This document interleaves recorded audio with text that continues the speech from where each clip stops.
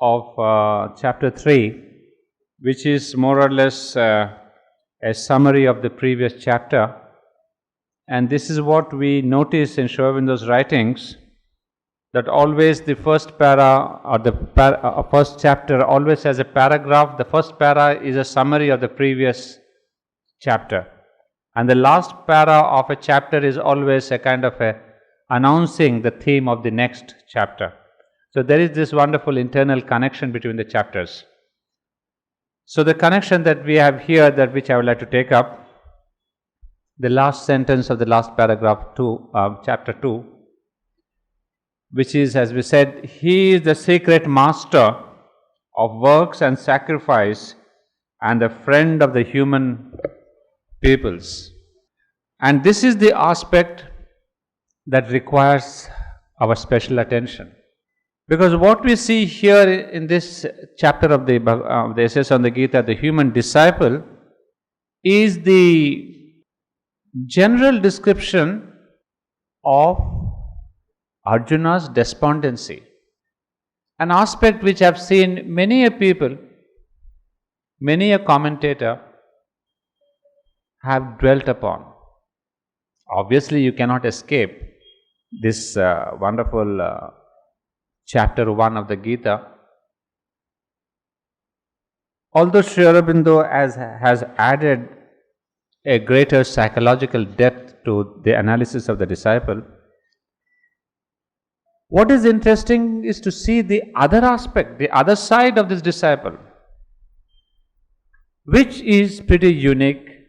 We do not find this analysis in, well, my reading of others is pretty much poor, so I cannot vouch for anything except to say it's a very rare insight that we get into when Sri Aurobindo describes the relation. Remember what we said in chapter 1.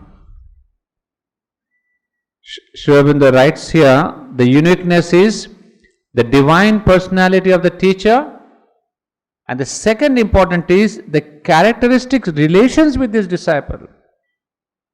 He doesn't say about the disciple himself. About Arjuna we can know a lot of things.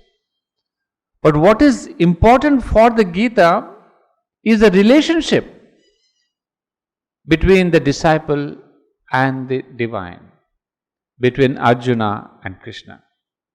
So please remember, the word is relationship. The characteristic relation with his disciple. So what is this relationship? Is it of a disciple? Is it of a friend? Is it of a relative? Because Arjuna is all these three. So here, from this Bengali writings,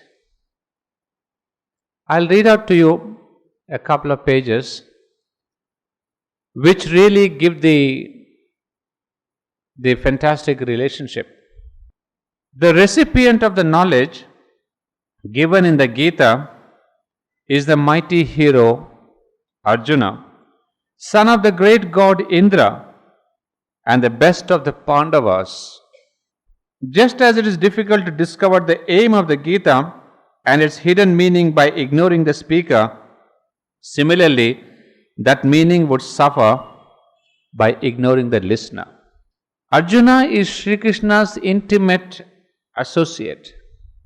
Those who are Sri Krishna's contemporaries and have come down to the same field of work establish various kinds of relations with the Supreme Purushottama in human form, in accordance with their respective capacity and previous acts. So here we are getting into the psychology of the relations. And the different relations are, one of them, Uddhava, is Sri Krishna's devotee. And I always, that's my weakness perhaps. When I read this, I always superimpose these readings on Sri Aurobindo and the mother and their own disciples. Because this could be part of spiritual history.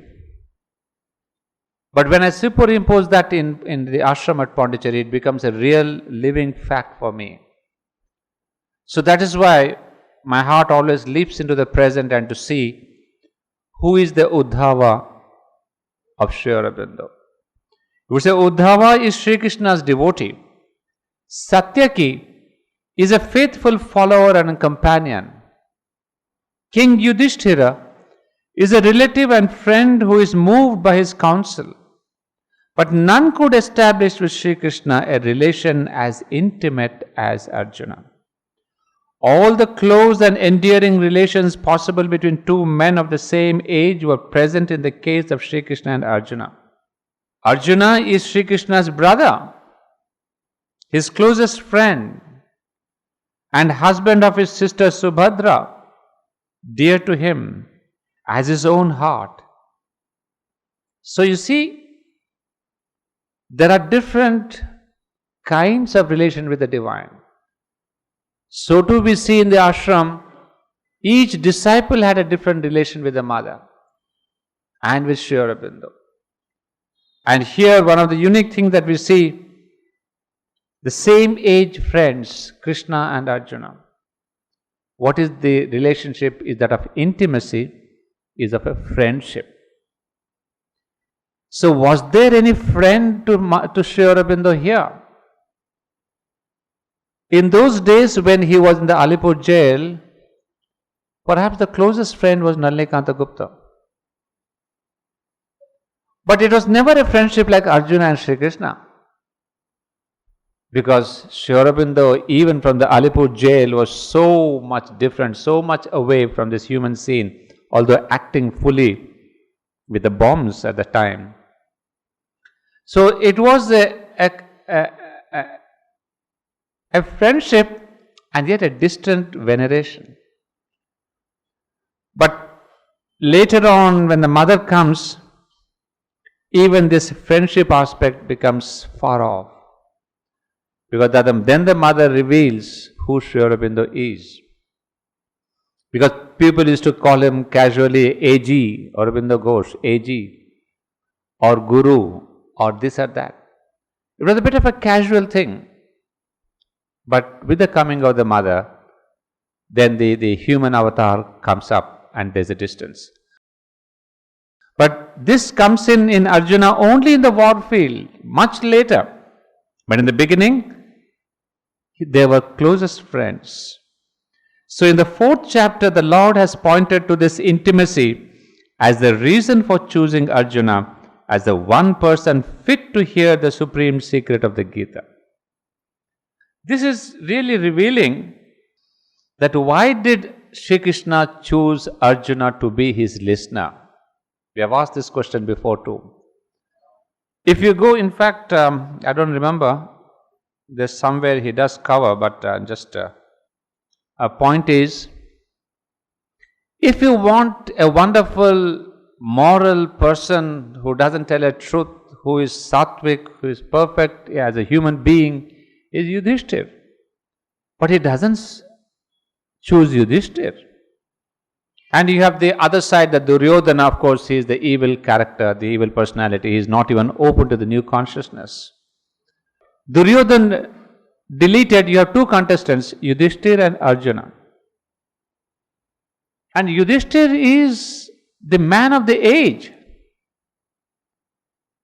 I mean, you couldn't find a better human being as regards his sattvic character, his moral personality, never telling a lie, always upholding the righteousness. And yet, Sri Krishna doesn't choose him in the Gita. When he wants to deliver the new message, he takes Arjuna. And what are the reasons? One of them, of course, as Sri Aurobindo is writing here, is that he is the friend. But is it only because he was a friend?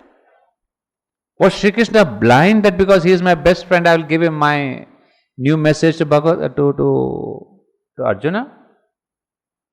No. You see, Yudhishthir was a Dharmaraj, upholder of the Dharma of the age. And whereas Sri Krishna was bringing in a new age, a new dharma beyond, and Yudhishthir was a perfect icon of morality, of ethics, of religion. And Sri Krishna had come to go beyond this morality, beyond the ethics, beyond religion, into a new dharma. That sarva dharman parityajya, all that old dharmas, he says, are good for the old world. I have come to establish a new dharma. And for the establishment of the new dharma, you have got to be open in your mind. You see, morality is maybe the best thing, but a sattvic man also imprisons himself in his own dharmas. You see, to be religious is one of the greatest imprisonment. Because if you are disturbed in your morning prayers, 8 to 9 meditation, 9 to 10 going to the puja, 10 to this thing, and if the rhythm is disturbed, you feel, oh my God, I'm a sinner. I had to put the mala on the Lord between 8 and 9. You see, so religiosity is a kind of an imprisonment. And Yudhishthir was a victim of that. Whereas for a spiritual opening, you need a flexible mind. You need a kind of an open heart. Remember, I think quite many of you were there in my class yesterday at Synthesis of Yoga, where Sri Aurobindo describes the spider web of our thoughts. So this moral person is caught up in his own spider's web. And it may be a golden stringed one, whatever it is. But you are the spider in the web of your own thoughts. And there a new thought cannot come in. If you remember, Sri Aurobindo said, if you disturb that spider web, it gets agitated. So too the human being in his moral web, he cannot get a new idea that Sri Krishna is telling, Sarva dharman parityajya mamekam sharanam vraja. He cannot accept that new idea because he has got a wonderful web. He is standing by that. Whereas Arjuna is a free bird. He can be a great warrior, he can be a great lover, he gets into a great girlfriends and he goes with this woman, he has this. So called by all worldly standards, he was an immoral man. By the worldly standards. But is it a moral person who is ready to be a spiritual man or amoral? Not immoral, amoral. A moral person is better suited to be a spiritual man than a purely a moral man. So Yudhishthir is deleted from the contest. He says, no. You are a representative of your yuga, of your dharma. But for the new dharma, Arjuna is more fitted. So that is one of the reasons that Sri Aurobindo would explain to us later. So that flexibility must be there, that openness. That's why it's again a great example of the old world and the new world. The old dharma and the new dharma. The dharma of religion and the dharma of spirituality. So that is the first cause, a first reason.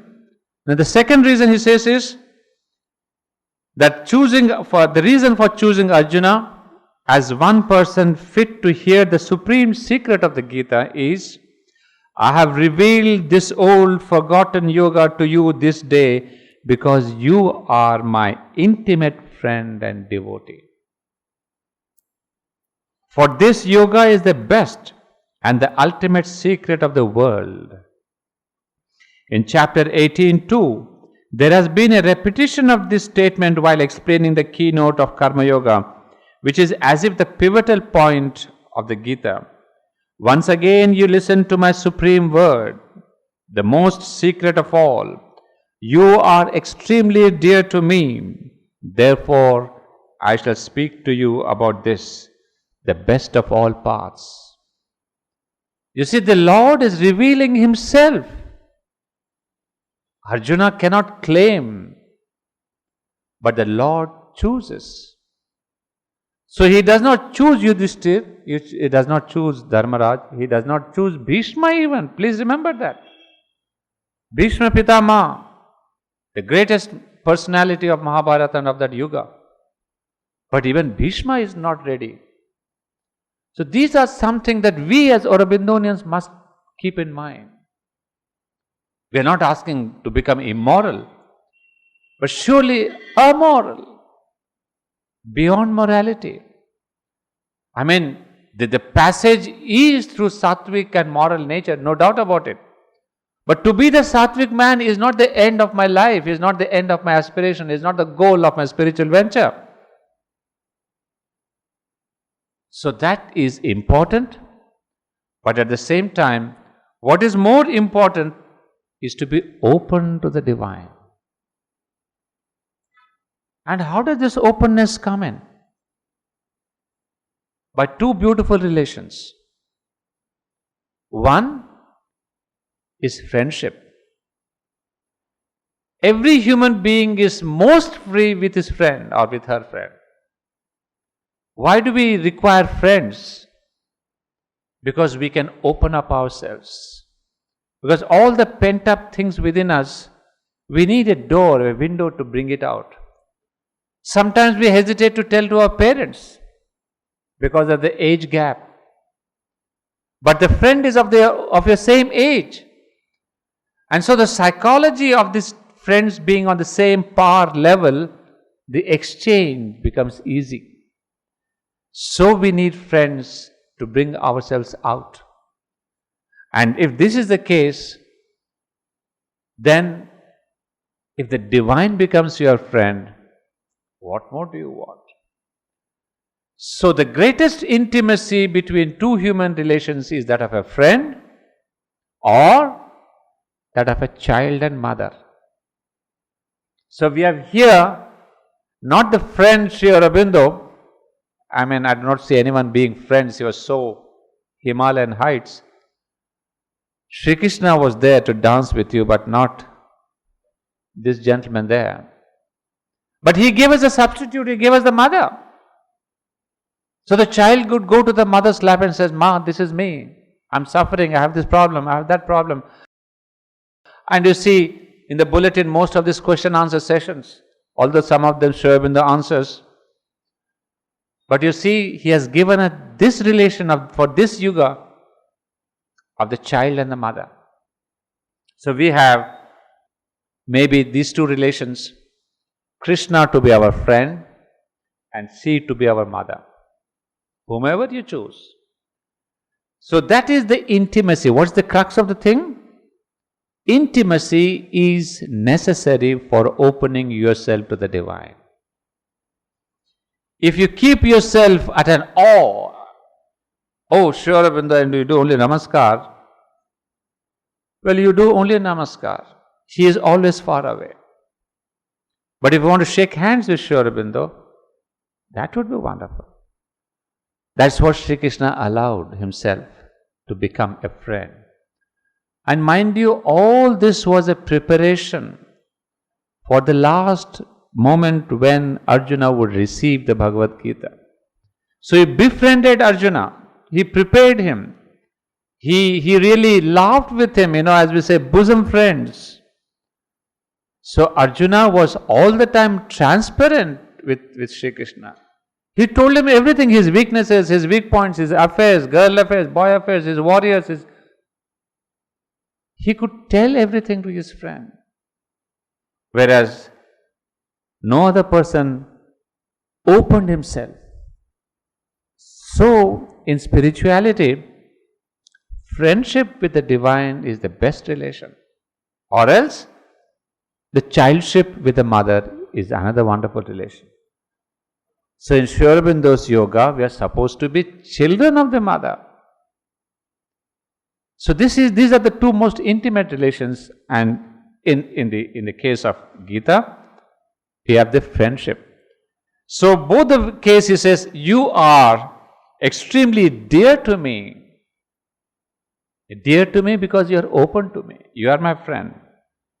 These two verses are in their substance on the lines of the Vedic scriptures, As for example, the Katha Upanishad which says, this Supreme Self is not to be won through the philosopher's commentary, nor by brain power, nor again through a wide knowledge of scripture.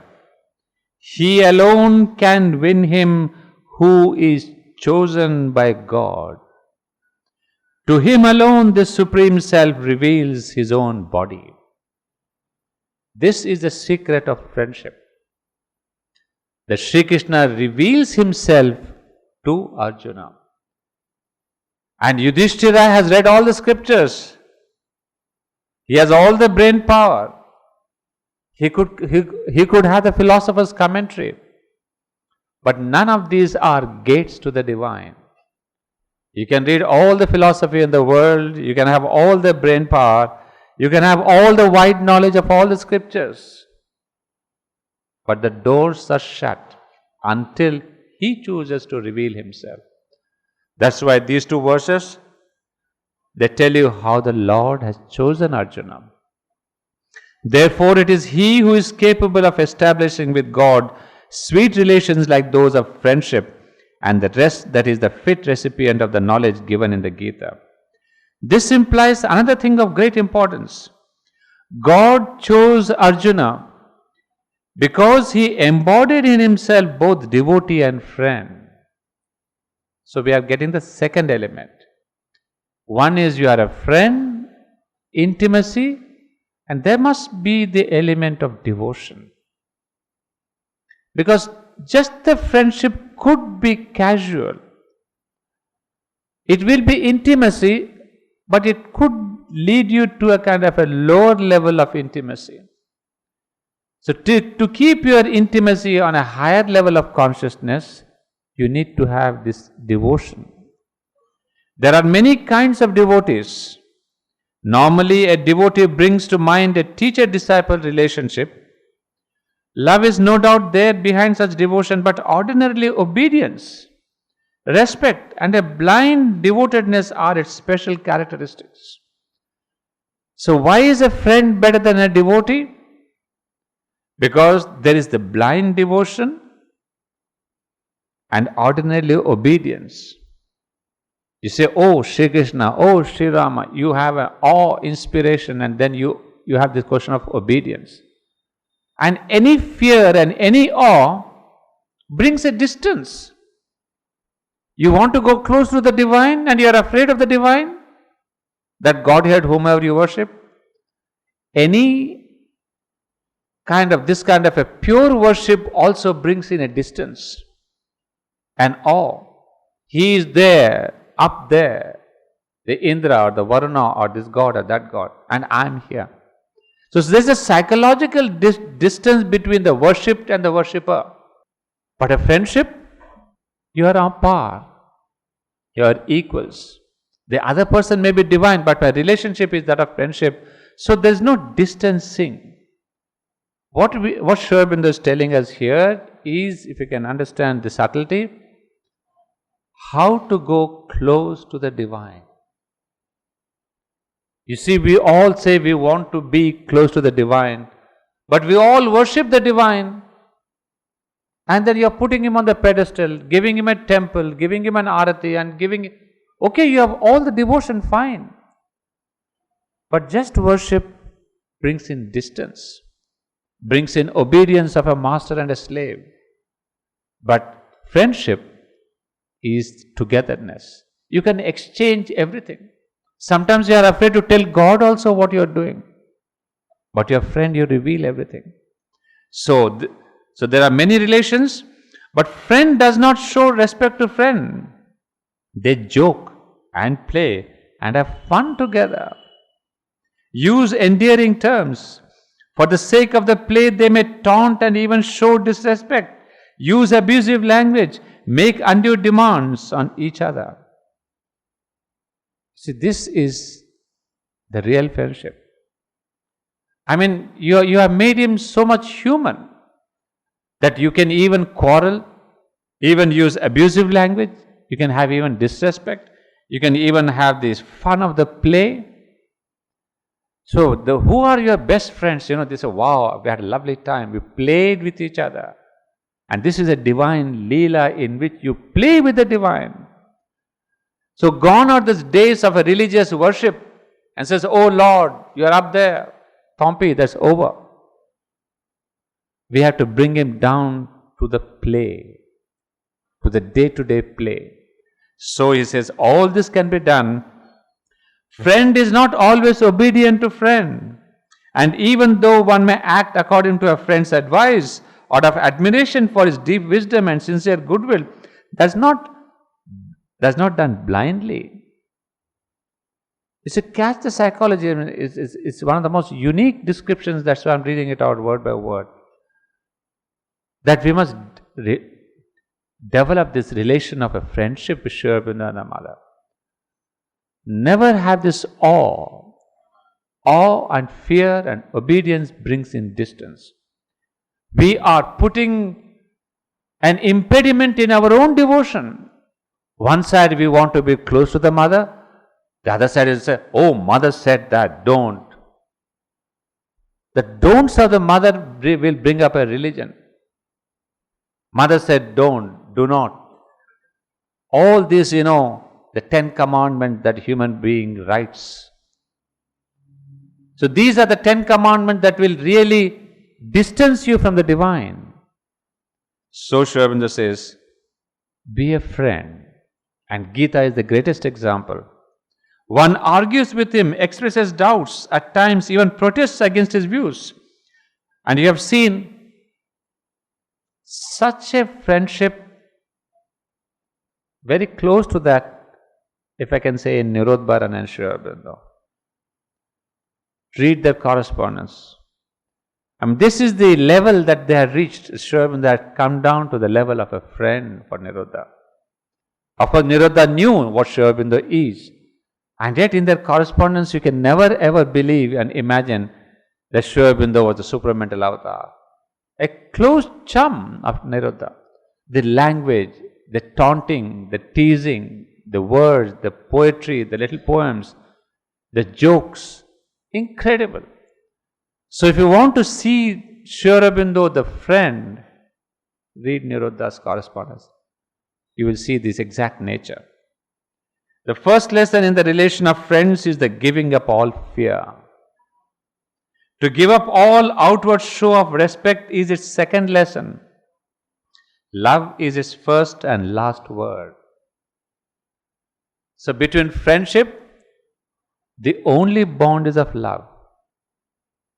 Here when you admire somebody, adore somebody, there is love, but there is obedience, there is distance, there is fear.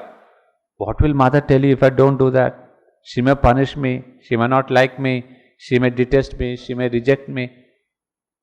Then Tompi, that is not the relation that you are building. You are getting back into the old religion, making them one more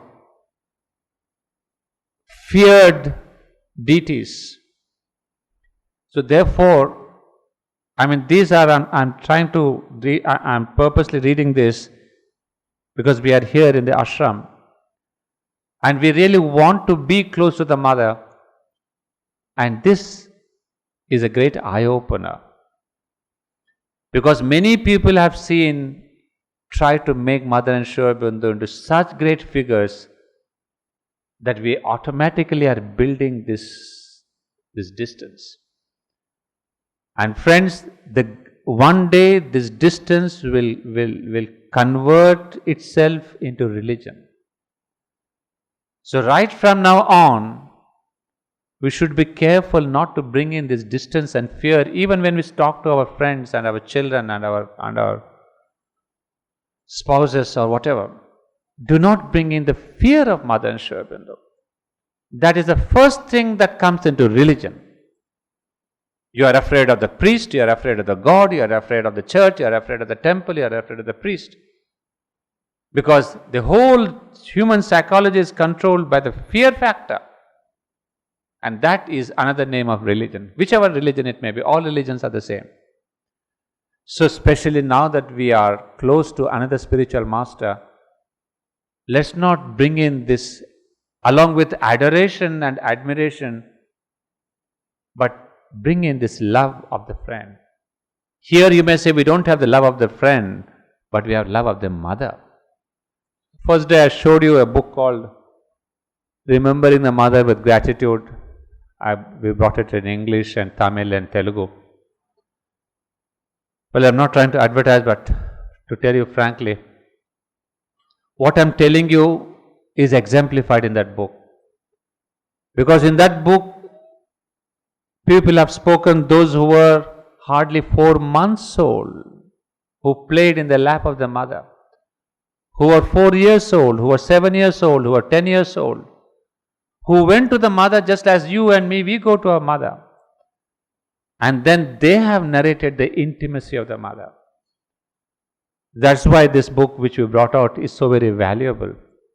Because we, for the first time, even in the mother's own volumes, you see the mother taking a class. You may have a distance there. But in this book, which is a small book, but half a dozen people speak about their intimacy with the mother. I mean, chiding, scolding, sometimes slapping. So you get such a different aspect, and then you say, oh my God, can we be so intimate with the mother? To tell you that, we brought out this book. Because when we had this conference at Sakar about remembering the mother, we invited these people and they all spoke out their hearts.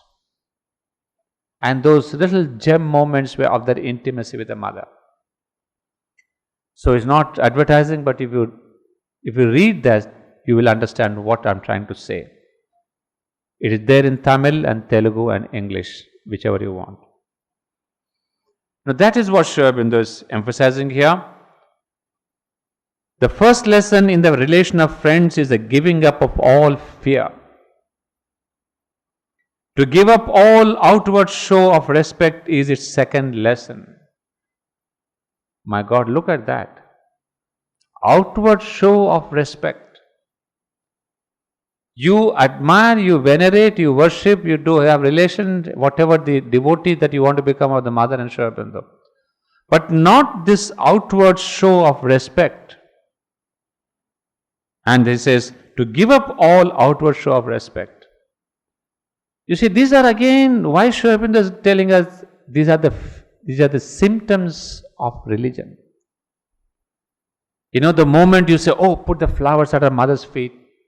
You know, if it is done with a genuine devotion and you feel within yourself that offering one little jasmine flower at her feet is offering an impurity of your own being, and say, Ma, jasmine represents purification.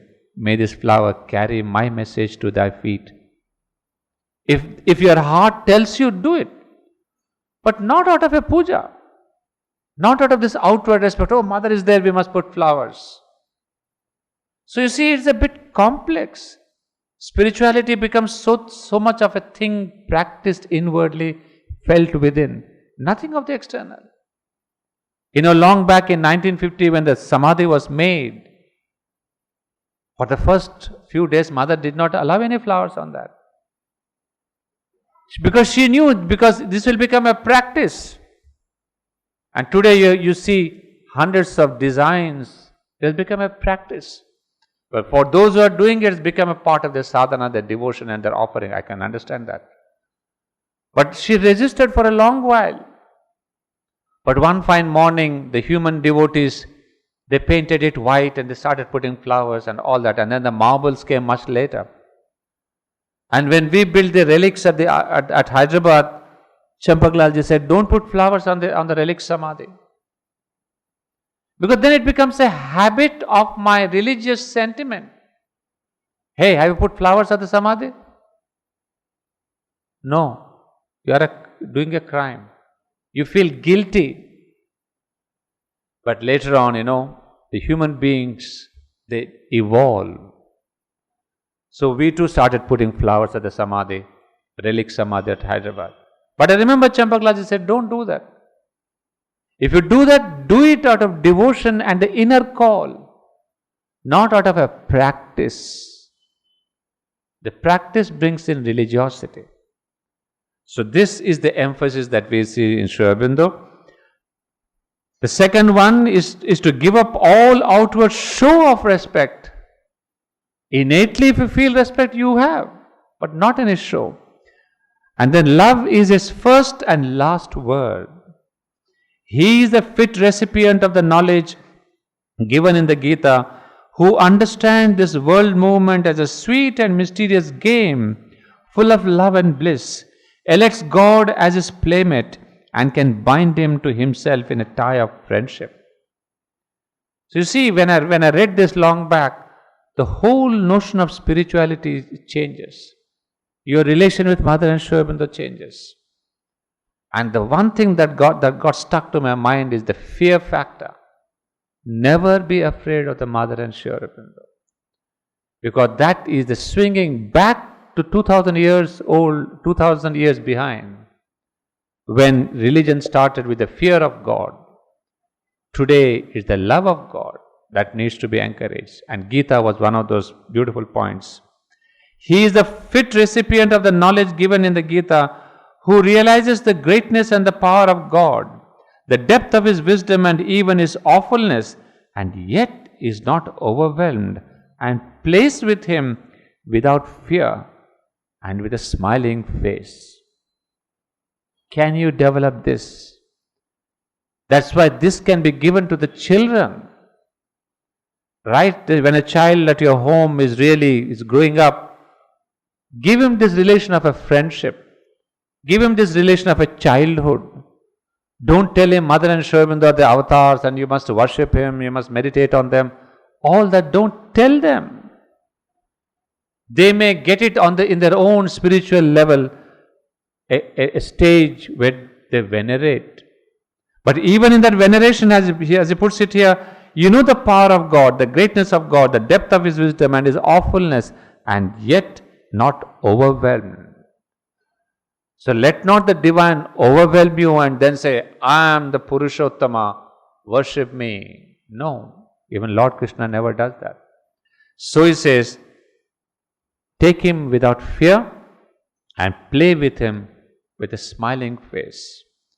The relationship of friendship may include as part of the game all other kinds of relationship. The teacher-disciple relation, if based on friendship becomes a very sweet one. Such precisely was the relation which Arjuna established with Sri Krishna at the commencement of the Gita's discourse. You are my best well-wisher and friend.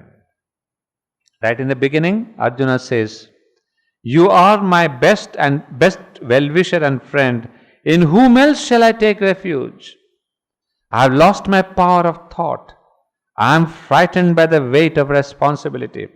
I am swayed by doubts as to what I should do, overwhelmed by acute sorrow. You save me, give me advice. I leave in your hands all responsibility for my weal in this world and beyond. So he approaches Sri Krishna as his best friend and as his well-wisher, as a wise man. So he says, oh Krishna, you help me. Just as any problem, you go to a friend and says, hey yaar, I'm in a great problem, help me out. That's the attitude he had. Not saying, oh Purushottama, help me, I'm in a dire situation. So in this spirit did Arjuna approach the friend and helper of mankind. If you read Sri Aurobindo's letters, you will see there is a section called Friend and Helper of Mankind. Because that's exactly what he was, a friend and a helper, a guide, a leader. These are all the relationships amongst which there is a friendship. The relation of mother and child too becomes part of friendship. Because the relation that we have, the child does not admire the mother. He is not a worshipper of his mother. You go to your mother and say, what's the relation between you and the mother? Not of worshipping, not of admiration, friends. That's why when the children grow up, they say, hey dad, you're my friend. And those mothers and dads who are not friends of the children, they bring the distance. So if you want to have a wonderful relation in your family, the whole family harmony, become friends. That is the best relation. That's the most harmonious one, fearless one. Otherwise, if you act always as the husband of the house, the breadwinner of the house, and say, hey, go and ask Papa, what, Daddy, what is, then you are building a fear psychosis. And you can be sure that that family will not last with harmony.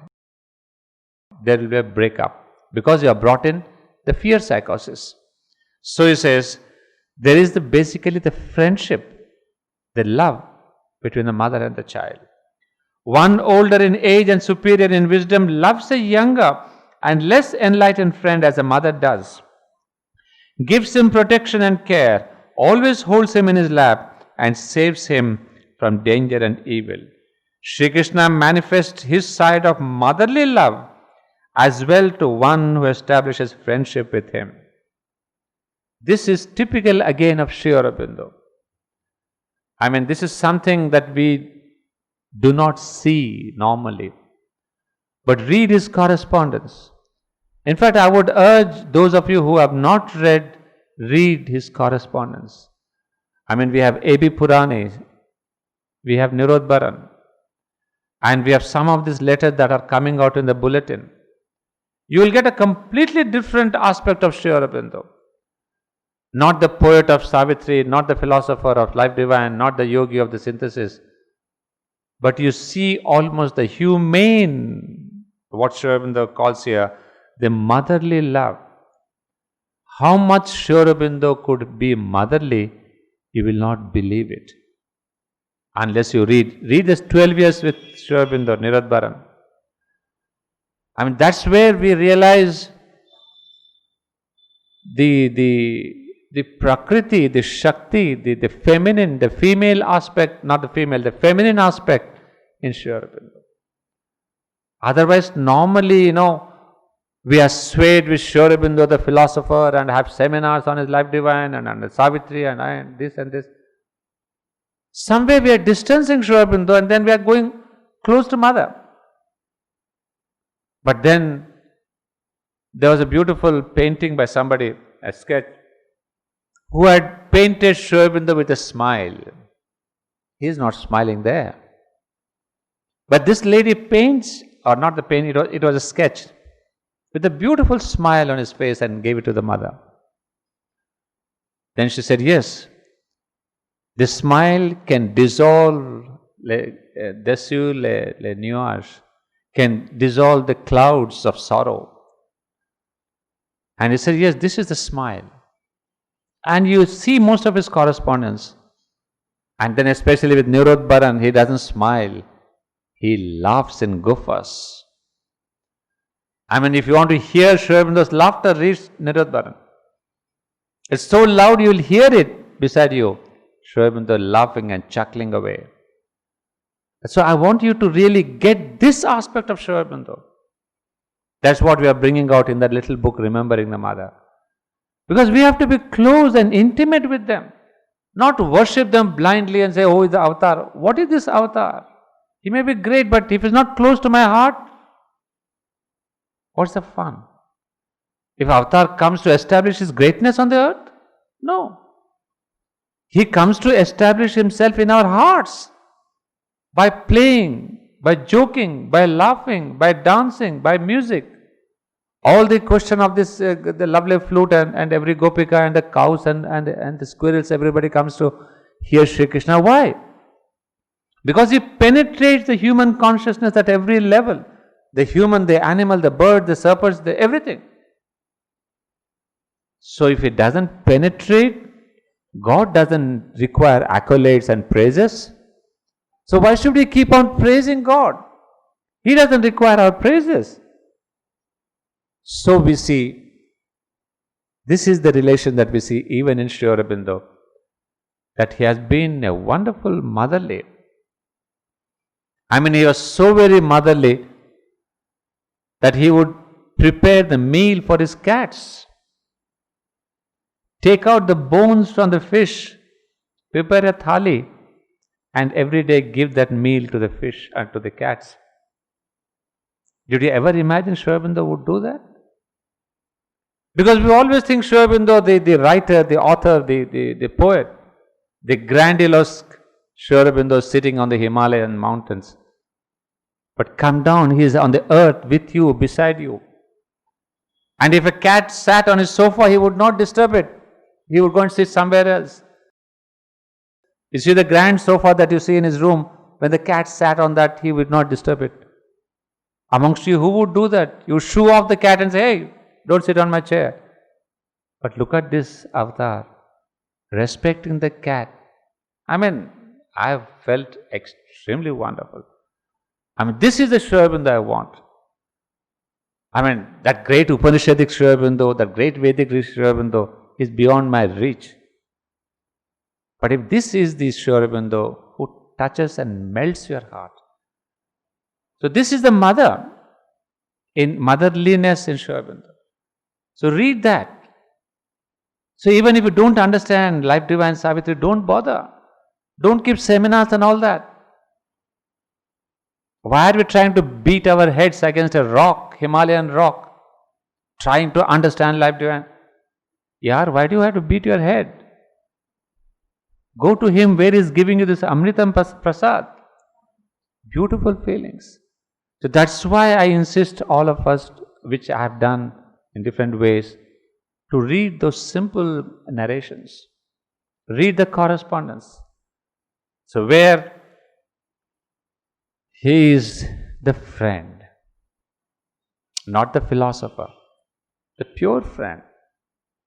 And so when Sri Krishna says, Sri Aurobindo says, Sri Krishna manifests his side of motherly love as well to one who establishes friendship with him.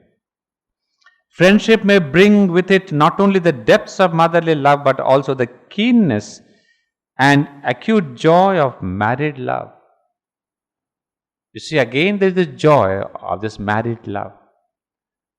So when between the couples there is this friendship, that the relation can last. Again, if the husband is trying to be the husband of the family, Tompi, what we get out of this is not philosophy, it's a very practical thing. I mean, the whole society is trying to have harmony. There's so much a problem between husband and wife and parents and children and friends. But we have not found the secret of this. The secret of all these problems is not Sasuji or is not this or that. The secret is the fear. Once we bring in this kind of a fear, all relationship breaks.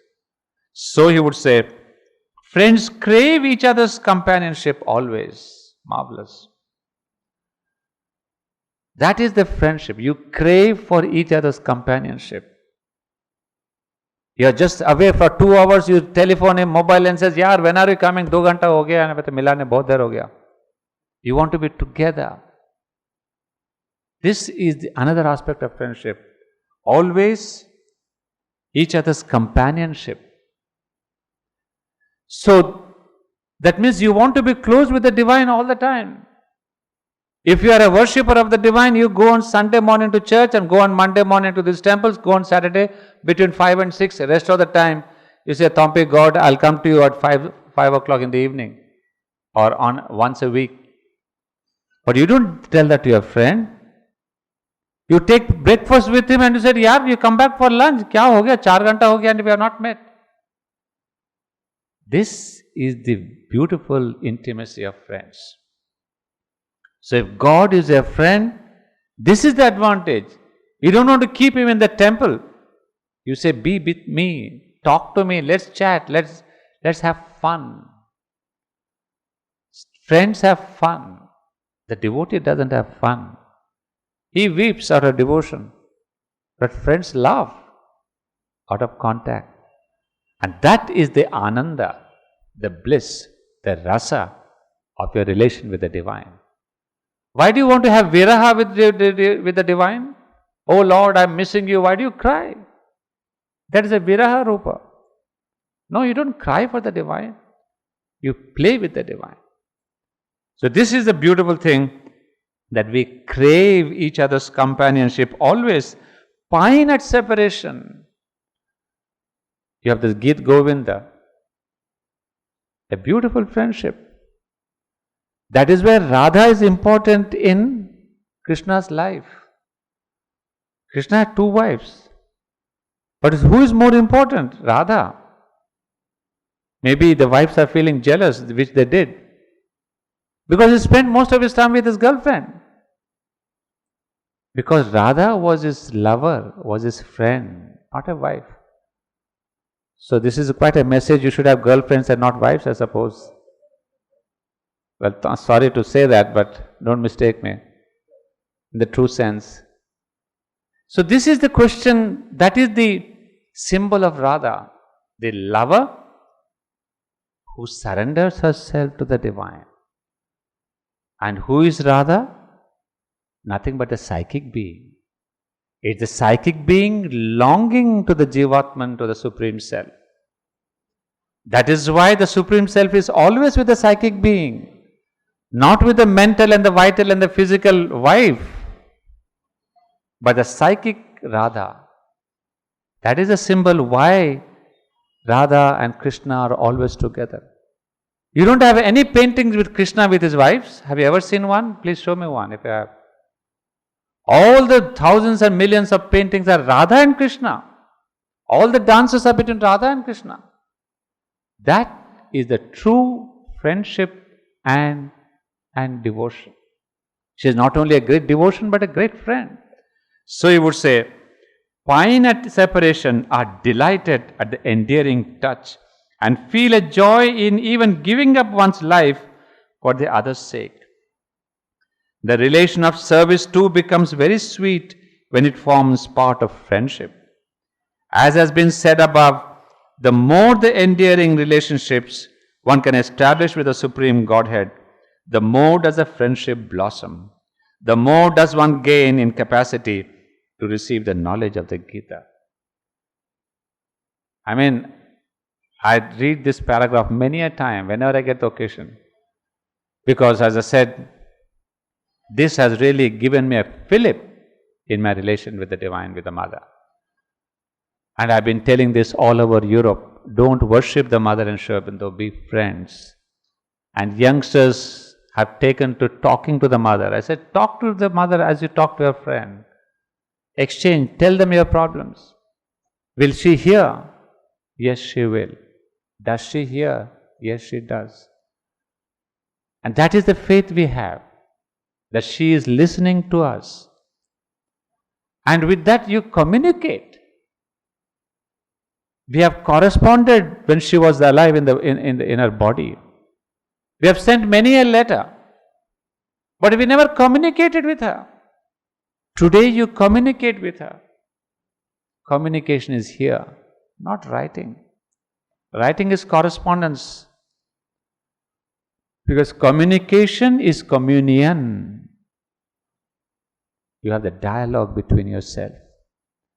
So Sri Aurobindo would say that in this, the more the endearing relationship one can establish with the Supreme Godhead, the more does friendship blossom, and the more does one gain in capacity to receive the knowledge of the Gita.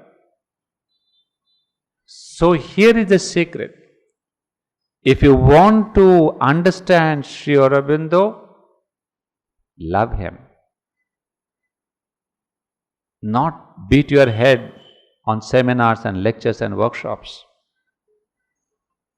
I mean, I have done enough of that last 10 years. But it is your love for the Mother and Sri Aurobindo which will increase your knowledge of Mother and Sri Aurobindo. So it's not the question of being an elite scholar or a great professor in English language, no. So does he say, the more does one gain in capacity to receive the knowledge of the Gita. The same thing to receive the knowledge of the Savitri, of Life Divine, whatever. You endear yourself. When a disciple said, Ma, I don't understand the Life Divine, she said, go and put the Life Divine on the Samadhi. Ask him to reveal. Who are we to understand? Because if we are trying to understand, we will never understand. But if we stand under, you will get the message. Most of us, we don't think so. Oh, I'm a PhD scholar, I've done my philosophy from Madras University. Why is it that I'm not able to understand? I can understand surely. That is the ego, the mental ego, the audacity of the mind, the salt, what you call the doll, trying to measure the ocean. Sri Ramakrishna gave us this wonderful example. The salt doll says, why can't I measure the ocean? I am sure to do that. It went into the ocean, and what happens? Melted. So also is our mental ego, thinking, I can understand Sri Aurobindo. I can give talks on that. Somebody has invited me for a seminar and giving me the flight ticket. So the whole thing, the mental arrogance. But who can understand Sri Aurobindo? None. At least if you are not surrendered, if you are not endeared, if you are not standing under His grace, you will not. That's what Sri Aurobindo writes bluntly here. Arjuna, the friend of Krishna, is the principal actor in the Mahabharata. In the Gita, the teaching about the yoga of works is the primary teaching. Knowledge, devotion, and works, these three paths are not mutually contradictory. In the path of works, to do works founded on knowledge, and in the power given by devotion, to act for the purpose of God at His bidding and in union with Him, this is the teaching of the Gita. Those who are frightened by the sorrows of the world, tormented by the distaste for life, vairagya, those who have lost interest in this play of God, are desirous of hiding themselves in the lap of infinity and leave this play, theirs is a different path. Well, here we are getting a little bit of the philosophy of the teaching of the Gita, and I skip that para because I'm trying to concentrate on Arjuna's relation. Again, I take up the next para. I'll take up this next para. Arjuna was not the best among his great contemporaries. I was looking for this paragraph, I got it now. Arjuna was not the best among his great contemporaries. In spiritual knowledge, Vyasa was the greatest. In all kinds of worldly knowledge of that epoch, Bhishma was the best. In the thirst for knowledge, King Dhritarashtra and Vidura led the rest. In saintliness and sattvic qualities, Yudhishthira was the best. In devotion, there was none equal to Uddhava and Akrura. His eldest brother Karna, the mighty warrior, led in inborn strength and courage. So you see, Arjuna stands no competition, wisdom or strength. Even in strength, Karna was better than Arjuna. So where was Arjuna? Devotion, wisdom, practical sense? Nothing. And yet it was Arjuna whom the Lord of the worlds elected. It was in his hand that he placed divine weapons like the Gandhiva bow and gave to him eternal victory. It was through him that thousands upon thousands of India's world-renowned fighters were made to fall.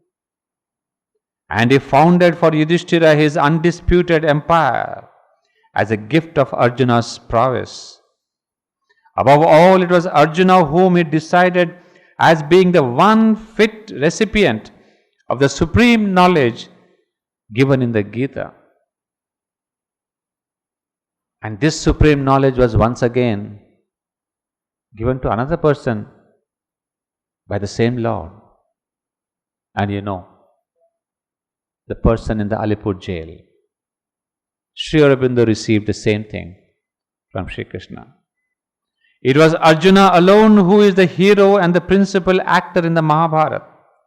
Every section of that poem proclaimed the fame and the glory of him alone. This is no undue partiality on the part of the Supreme Divine or the great Vyasa, the author of Mahabharata. The high position derives from complete faith and self-surrender. So what is the criterion to be a spiritual man? It is a self-surrender and faith. Not your wisdom, not your strength, not your swadharma, your expertise. You may be great dancers, great computer artists, great this thing, great that. Nothing counts for spirituality except the one who is ready to surrender himself to the divine totally. That's why the first word and the last word in integral yoga is surrender. So if you want to be the instruments of the divine doesn't take your biodata and CV and say what are your background degrees and qualifications. Nothing works. If he sees through that you are ready to surrender, you are the quality of the surrender within you, you are mentally open to get this surrender, to make this surrender, that qualifies you. He who surrenders to the Supreme with complete faith and dependence and without making any claims, all responsibility for his own good or harm, weal or woe, virtue or sin, he who wants to act according to his behests instead of being attached to works dear to his own heart, who accepts the impulsions received from him instead of satisfying his own propensities, who puts to use in his work the qualities and inspirations given by him instead of eagerly hugging at the qualities admired by himself. You see, all these things, you have qualities, you have capabilities, you put it at his service. Somebody says, look sir, I am a great artist, I don't want to be an artist anymore when I come to Sri Aurobindo's Integral Yoga. Somebody, a friend of mine, he says, I am an architect, but I don't want to be an architect anymore. I've taken to Sri Aurobindo. Why? If that is the qualities that Lord has given you, put it at the service of the divine. You may be an architect or an engineer or an artist or a dancer. Put that at the service of the divine and do not take it on yourself that I will not do that. It is that selfless and faithful Karma Yogin who becomes the Supreme's dearest friend and the best vehicle of his power. Through him is accomplished flawlessly a stupendous work for the world.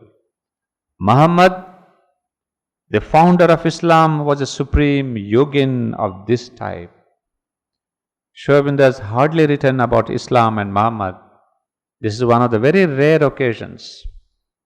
He would say, Muhammad, the founder of Islam, was a supreme yogin of this type, who was ready to surrender himself to Allah. So that was the quality that made Muhammad the messenger. Arjuna too was ever on the alert to make an effort at this self-surrender. This effort was the cause of Sri Krishna's love and satisfaction. Simple. The last word. This effort to self-surrender, that is sufficient. There is no interview that takes place between Arjuna and Sri Krishna and between you and the mother and Sri Aurobindo. If you are ready to give up yourself, and we are the most immaculate example in the mother herself, noted very well in mother's own prayers and meditations, and Sri Aurobindo admired that. He said when she met him for the first time, she surrendered completely herself. All her past was surrendered into a white page. Imagine the mother erasing her past at the feet of Sri Aurobindo. That, Sri Aurobindo says, is the perfect surrender I have ever seen in a human form. Perfect and total. And what was the qualities of the mother? Not a small chota-mota artist or a dancer or a computer artist. She was not only she had achieved as an artist great acclaim. Her art was exhibited in great exhibitions in Paris. But what about her spiritual capacities? All the occultism that she learns in Algeria, all the spirituality that she attained in the Bhagavad Gita, she had also realized the psychic being of the Bhagavad Gita. And look at her prayers and meditations, she has even reached the supermind. But then she's erased herself and gave to Sri Aurobindo a carte blanche. So that is the sign of the true surrender, which was there in its own level, on its own level in Arjuna. That is why Sri Krishna says, this effort was the cause of Sri Krishna's love for Arjuna. So if you want to be endeared by Mother and Sri Aurobindo, the endearment comes through your willingness to surrender. He alone who makes a serious effort at self-surrender is the best fitted to receive the Gita's teaching. Sri Krishna becomes his teacher and friend and takes over all responsibility for him in this world and in the next. This is what the mother had said, the same thing. That once you call me and say, Ma, I love you, I take your responsibility not only for this life but all your lives to come in the future. The same promise was given by the mother. But the only thing is, you say, Ma, I love you, I want to surrender to you. You may not be able to do it fully. But the very being crying to surrender at her feet, that is enough. That is the initiation. We have no mantra, we have no japa, we have nothing. But your call to the mother is your own initiation. And then she says, I take your responsibility not only for this life but for all the lives to come. Sri Krishna says the same thing. Takes up the responsibility for him in this world and in the worlds beyond. In life and in death. And that's what Sri Aurobindo, mother told about Sri Aurobindo too.